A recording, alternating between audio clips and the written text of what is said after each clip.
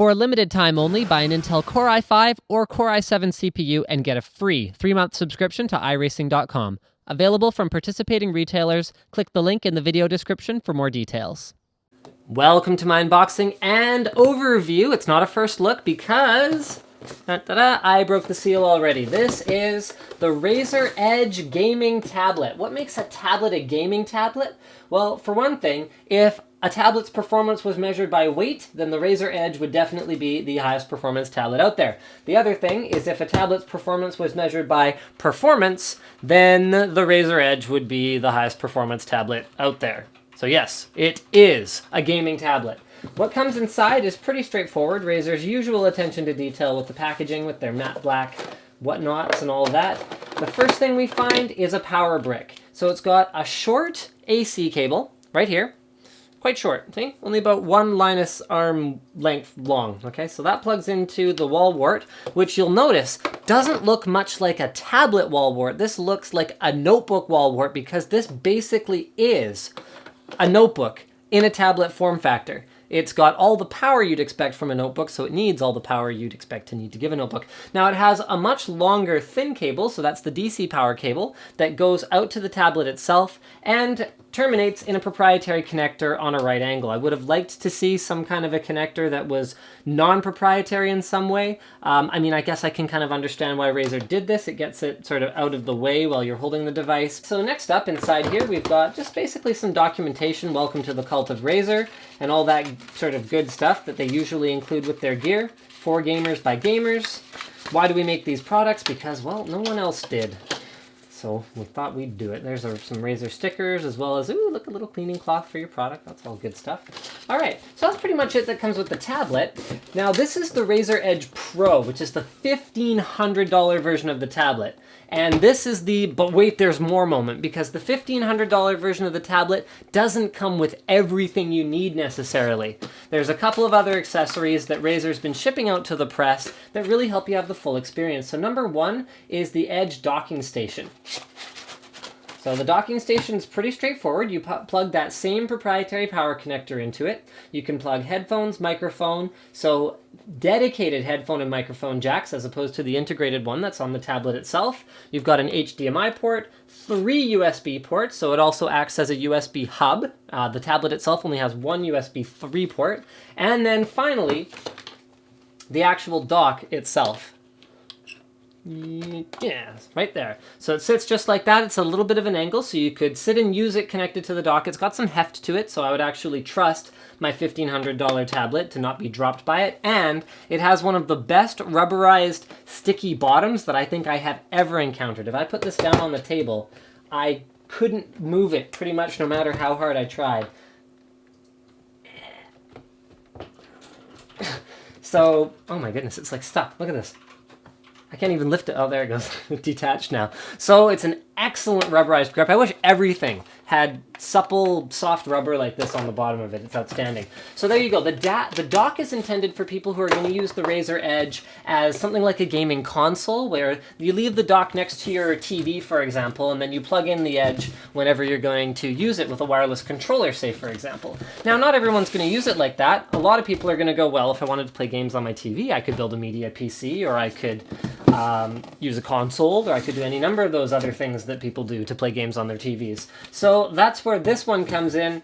This is the game controller accessory. So it's got a welcome to the cult of Razer piece of soft foam inside, and the game controller itself. So the game controller adds some functionality that you don't have with the tablet on its own. For example, it adds a game controller, which I'm sure you didn't figure out based on the name of the device. So let's go through and let's have a look at what buttons it adds. So you've got 2 auxiliary buttons here on the left and here on the right handles. You've got a D-pad on the left with A, B, X, Y buttons on the right. So that's how you could play your legacy games. All right.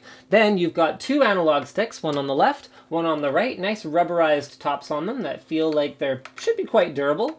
Then on the shoulders, you've got 3 buttons each. So 2 top buttons, L1 and L2, R1 and R2, and then 2 triggers. So left trigger and right trigger. You've also got an extended battery included in this unit that adds, while in sort of a hardcore gaming scenario, probably about 45 minutes of extra battery life, and while not in a hardcore gaming scenario, up to a few hours of extra battery life. And then you've got an illuminated Razer logo on the back. You've got pass-throughs for all of the important functionality on the top of the tablet, so your keyboard, button, your rotation lock, your power button, your volume rockers, your headphone port, and your USB 3 port. Ventilation ports here, and you've got nice little rubber pieces here that are going to keep the tablet from getting scratched up as you insert it into the controller dock. Now it does add, here I'm just going to put this in. You can do it pretty quickly, so you pop that in, pop this in here, and then lock it in from the bottom. It does add a fair bit of heft to the tablet. In fact, with the whole setup configured, I'm just going to get this box out of the way. Oops.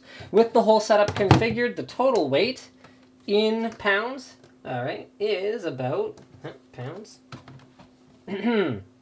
3 pounds, 11 ounces, and I can't remember how many ounces there are in a pound, but that sounds to me like about 3 3/4 pounds with the whole thing set up. So it does get quite heavy, and it's not the kind of thing where you'd be sitting and gaming with it like this, sort of like holding it up like this for an extended period of time.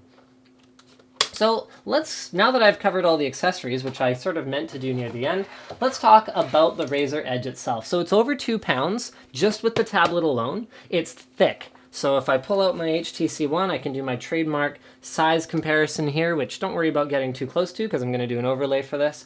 And you can see that this is not a thin tablet by any stretch of the imagination. If you want a thin tablet, you're going to want to be buying yourself something ARM-based or something with an Apple processor, such as an iPad. This is pretty much a PC. It has a Core i7 processor that's clocked at 1.9 gigahertz, so this is the Pro model, and up to 3 gigahertz when using Turbo Boost, which means you've got great performance, but you compromise that thickness. It's got an aluminum backing, which feels really nice. It feels really premium, and it should help to dissipate some of the heat from the tablet itself, particularly when you're gaming. This side acts as an intake, and this side acts as an exhaust. So what I found was that while holding the device, my right hand got significantly warmer, where my left hand was actually cooled by the device, which created a bit of a weird effect, but I can understand why they did it this way because it makes the cooling extremely efficient. They only have to have one channel for the air moving through the entire tablet. See, I wanted to call it a notebook there because the back of it really does look kind of like a notebook, and Razer is going to have a keyboard accessory that you can get in the future as well. So they've borrowed some styling from their blade, which my Razer blade video actually got blocked by YouTube because I had the word switchblade in the description, so I wasn't able to put ads on that for a long time, but that's just a random vent, not really about anything. The build quality is outstanding. It really does feel like a premium tablet, so you can see here there's almost no flex to it whatsoever, no matter what I do to it. Part of this is going to be a function of the glass top and aluminum back, and part of it is going to be a function of the fact that it's just thicker. But remember guys, thickness does not necessarily make it well built, whereas this one really does feel quite well built. The front is completely plain, pretty much exactly what you'd expect from a tablet these days, 10-inch tablet. Wider than usual bezel, which at first I kind of went, oh, that's kind of weird, but then I understood why. It's got to be a little bit thicker because of a couple things. It's a thicker tablet, so the grip you have when holding it is going to be maybe a little bit bigger. And the other thing is, if you're gaming on the device, if you're meant to be sort of holding it like this, it's not necessarily a bad thing to have a bit of a wider bezel. So I understood why they did that. Other than that, in the front, all you've got is a 2-megapixel camera that you can use for, video calling or whatever else, and a dedicated Windows button. On the sides of the device, you find nothing. So there's completely plain right side, completely plain left side. On the bottom, you find 2 speaker grills, which actually worked surprisingly well. I love the front-facing speakers on the HTC One, and I think everything should be front-facing. However, if we can't have front-facing, then I'll settle for bottom-facing, because at least with bottom-facing, you don't cover them up when you hold the device by the side. So many devices do this. Same thing with back-facing. A lot of the time, you'll cover them up when you're holding it. Bottom-facing, I don't really see anyone using the tablet like this, so should be fine. Not too worried about that. Then on the top is where we find all the serious business I/O.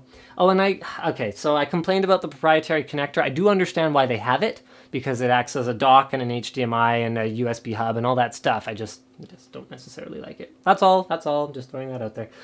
So we've got our power button, our keyboard button, which is awesome. This was a lifesaver because the keyboard button just is okay, if you're using it as a gaming device, how often do you end up needing a keyboard just to, I don't know, just get out of a menu or navigate something or whatever else, because many games for Windows are not optimized for just a purely touch device. So it was really nice to have that dedicated keyboard button. You've got a rotation lock, volume rocker, as well as a headphone microphone jack and a single USB 3 port. Spec-wise, like I said, this is the Pro, so I mentioned the Core i7 processor. It's got 8 gigs of RAM, a 256 gig SSD, which means you've got enough space to actually put a fair number of games on it, and it has a GeForce GT 640 LE. That's what makes this tablet gaming grade, as opposed to just another tablet that's using the onboard video on the processor built into the Ivy Bridge Pro CPU. So, okay, what does a 640M really mean in terms of a gaming experience? I'm going to show you guys how quickly it boots up. There you go. You can thank the SSD for that. So what does that mean in terms of... Oh, it looks like... Oh, that's kind of funny. My siblings were playing games on this thing, and apparently they left it in a game, which is handy for doing product demos. There we go. So let's reconnect that controller, and we got some Dirt 3 going on here. So what does that mean in terms of the gaming experience? It's legitimately better. It's way better than onboard. Is it a GTX Titan? No, it's not a GTX Titan.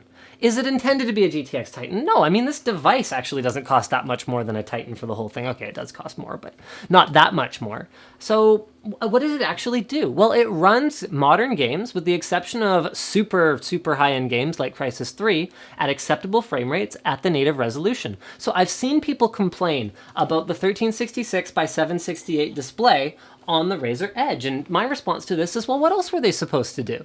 It's not like they could put a Titan in here, and I would rather have a lower resolution screen than deal with dithering. So if this had a 1080p screen, what you'd run into is you would have it downscaling in order to run at resolutions that the onboard GPU could handle. So you'd actually have to have, did I say dithering? I think I meant interpolation.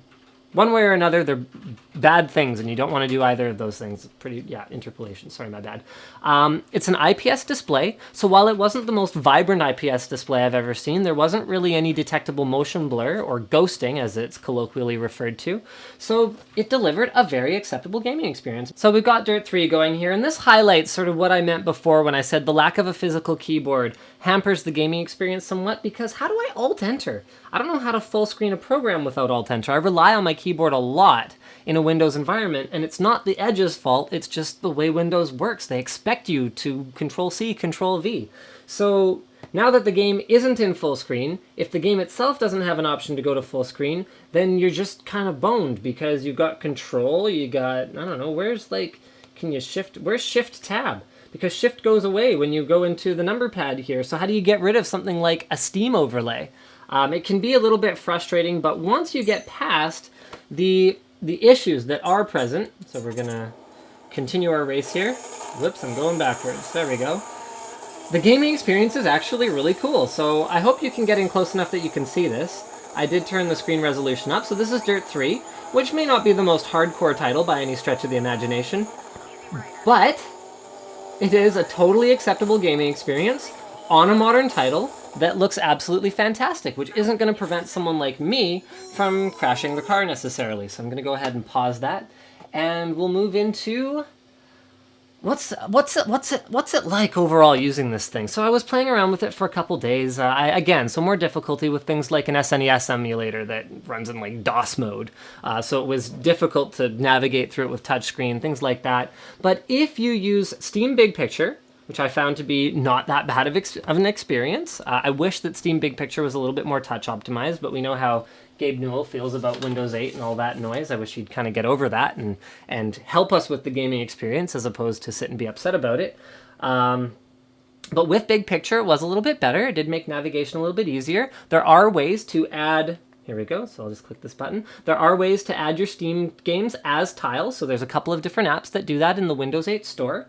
And it was pretty darn cool. The other things to look out for is some USB devices won't work with the game controller on because of the depth of the connector. However, I only had one in the house that had that issue. But check this out. Even though it adds some some bulk to the keyboard. To the headphone microphone jack, I was able to plug in right angle headphones without the mic not working or the headphones not working or whatever else like that. So what does all this mean, I guess? Graphics you can actually play PC games on in a tablet. Power that is really more equivalent to something like a low-end to mid-range gaming notebook in a form factor that is phenomenally impressive, looks beautiful, is different from anything else that's out there, but at a price where really you gotta pay to play. It's not cheap. If you want this unique device that is able to game in a tablet-like form factor, if you're willing to accept the hour and change of battery life that comes with it when it's actually running games, and the sort of, 3 to 3.5 hours that you're going to get out of it when you're not running games, it is a completely unique experience that is unlike anything else. Thank you for checking out this unboxing and overview of the Razer Edge. Don't forget to subscribe for Linus Tech Tips for more unboxings, reviews, and other computer videos.